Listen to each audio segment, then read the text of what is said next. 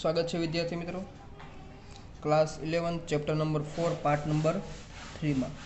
तो આપણે ગઈકાલે સમાન સદિશ શૂન્ય સદિશ અસમાન સદિશ થોડીક એની વિશે વાત કરી હતી। તો આજે થોડુંક આપણે આગળ તરફ જોઈએ તો એક જોઈએ એકમ સદિશ જેને ઇંગ્લિશમાં યુનિટ વેક્ટર કહેવાય। શું કહેવાય?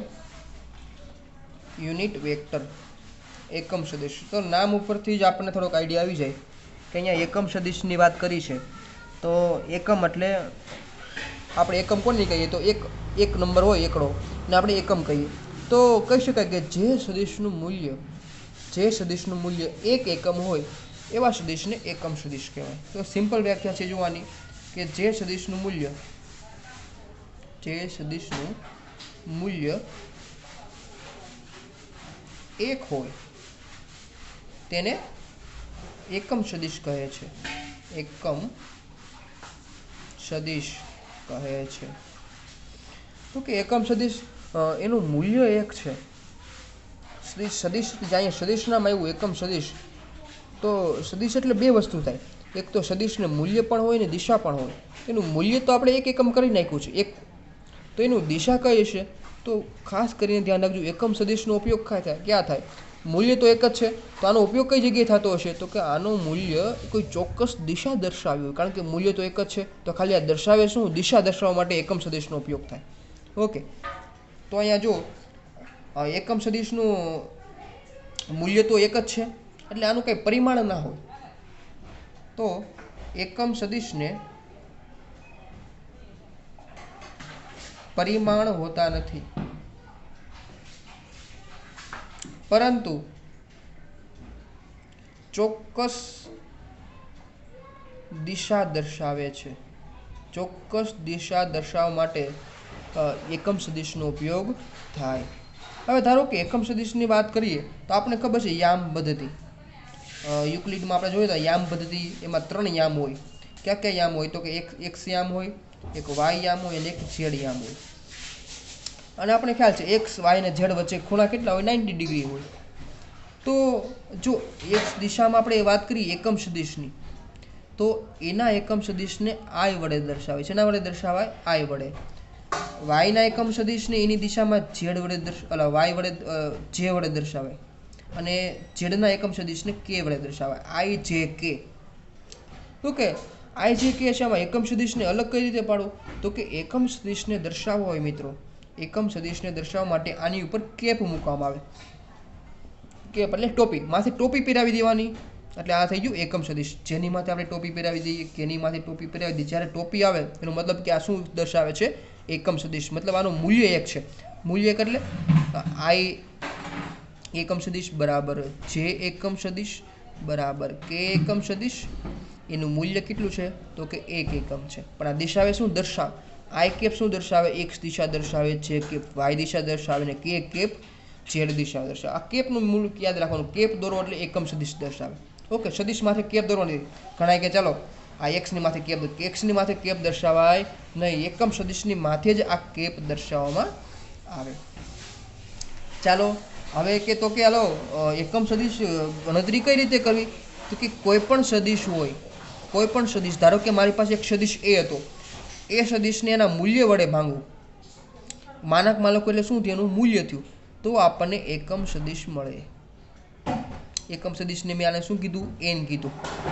શું કીધું મેં? એન। ધારો કે મારી પાસે સદિશ આ છે એ સદિશ, ઓકે, એ સદિશની ભાગાકારમાં એનું મૂલ્ય કરવું, ભાગાકારમાં એનું શું કરવું? એનું મૂલ્ય કરવું। એ સદિશની ભાગાકારમાં મૂલ્ય તો મને એકમ સદિશ મળે। એકમ સદિશ કઈ દિશામાં મળે? એન। એન કઈ દિશામાં મળે? એની દિશામાં। ઓકે, કારણ કે આપણને ખ્યાલ છે એકમ સદિશ શું દર્શાવે? દિશા દર્શાવે। અને કોની દિશા દર્શાવે? તો કે આ સદિશની। એ સદિશની દિશા કઈ તરફ છે? આ તરફ છે। ઓકે, આની બીજી રીતે જોવું હોય તો પણ જોઈ શકાય। તો કે આ હું એ સદિશને કરતા બનાવું તો કોઈ પણ સદિશને કોના વડે દર્શાવે? કે સદિશનું મૂલ્ય, આવું થઈ ગયું, એને સામે જ દઉં અને ગુણાકારમાં શું આવશે? N cap.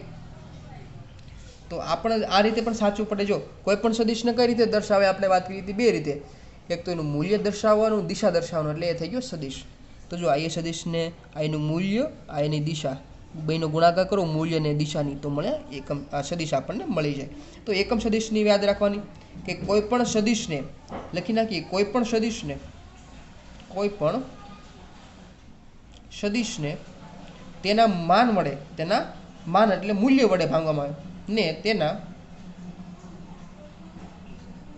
મૂલ્ય વડે ભાંગતા એકમ સદિશ મળે. તો એકમ સદિશની વાત તો આપણને થોડીક ક્લિયર થઈ ગઈ. હવે થોડુંક એકમ સદિશના થોડીક ગુણધર્મો પણ જોઈ લઈએ. તો કે એકમ સદિશની વાત કરીએ તો એકમ સદિશનો ઉપયોગ ઘણી વખતે થાય મિત્રો. આઈ છે કે આપણે આગળ જોઈશું, હે ને. આઈ છે કે આપણે તમને ધારો કે કિંમત આપે, ધારો કે એક્સ બરાબર એક્સ હાલો ને એક્સ બરાબર તમને કિંમત આપી છે 5 આઈ કેપ પ્લસ 3 જે કેપ અને 8 કે કેપ. તો આનું મૂલ્ય શું થયું?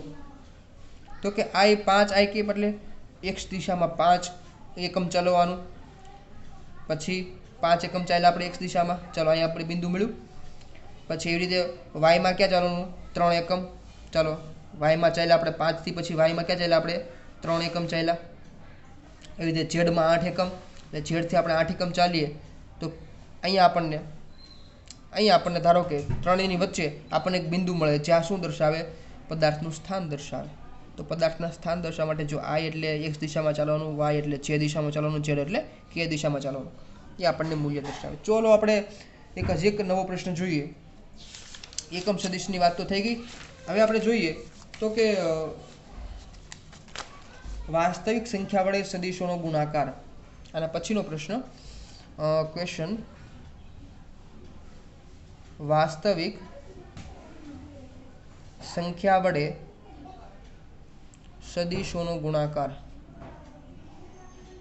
વાસ્તવિક સંખ્યા વડે સદિશોનો ગુણાકાર એ પણ ખૂબ સિમ્પલ ટોપિક છે. જુઓ, ધારો કે કોઈ મારી પાસે સદિશ એ છે, મારી પાસે સદિશ એ છે. હવે એ સદિશને કોઈ ધન સંખ્યાની વાત કરું. ધન સંખ્યા ધારો કે લેમડા વડે ગુણતા કોઈ ધન સંખ્યા છે, ધારો કે 1 હોય, 2 હોય, 3 હોય, એને મેં લેમડા કીધું. લેમડા વડે ગુણતા તો સદિશનું મૂલ્ય કેટલું થાય? તો સદિશનું મૂલ્ય ગુણતા સદિશનું મૂલ્ય લેમડા ગણું થાય છે.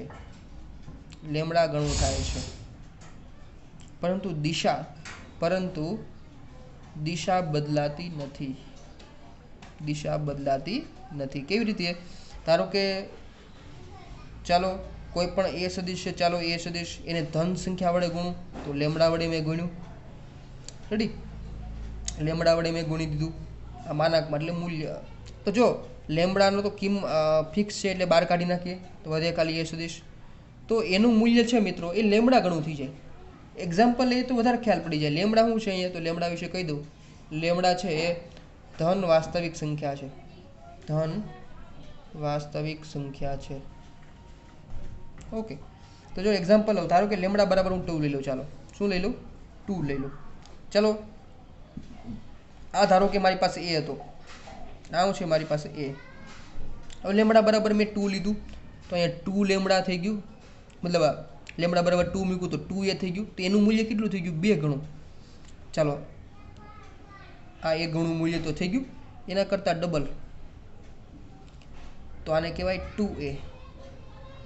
જો દિશા બદલાતી નથી, અહીંયા દિશા બેની સમાન છે, ખાલી એના મૂલ્યમાં છે એ લેમડા ગણો વધારો થઈ જાય. લેમડા વડે 2 ગણો તો 2 ગણો વધારો થઈ ગયો, 3 કરો તો 3 ગણો વધારો થઈ ગયો. તો વાસ્તવિક સંખ્યા વડે આપણે ગુણાકાર કર્યો તો 3 વડે ગુણાકાર કરવો અહીંયા તો 3 લેમડા. તો આ જો આ આપણને ખ્યાલ છે કે સદિશમાં જે તીરની લંબાઈ શું દર્શાવે? મૂલ્ય દર્શાવે. તો 2 ગણું કરો તો મૂલ્યનું 2 ગણું થઈ ગયું, પણ દિશા બદલાઈ નહીં. જુઓ, દિશા તો બે સમાન છે. શા માટે સમાન છે? કારણ કે લેમડા બરાબર ધન વાસ્તવિક સંખ્યા છે. હવે કોઈ શકે સર ધન ન હોય ત્યારે શું કરવાનું? તો કે ધન હોય ત્યારે આપણે ચલો વાત કરી લઈએ. ધન હોય ત્યારે શું થાય? તો કે ચાલો એને સદિશ એને કોઈ ઋણ સંખ્યા વડે ગુણવામાં આવે. ઋણ સંખ્યા વડે ગુણવામાં આવે, ઋણ સંખ્યા વડે ગુણવામાં આવે. હવે તો સર શું ફેરફાર થાય? ઋણ સંખ્યા વડે ગુણો તો શું ફેરફાર થાય? તો કે મૂલ્ય તો ચાલો મૂલ્ય તો વધે જ, મૂલ્યમાં તો કોઈ ધન ને ઋણ હોય નહીં, મૂલ્ય તો વધે જ, પરંતુ જો ઋણ સંખ્યા વડે ગુણવામાં આવે તો મિત્રો દિશા બદલાઈ જાય. શું થાય? દિશા બદલાઈ જાય. કઈ રીતે?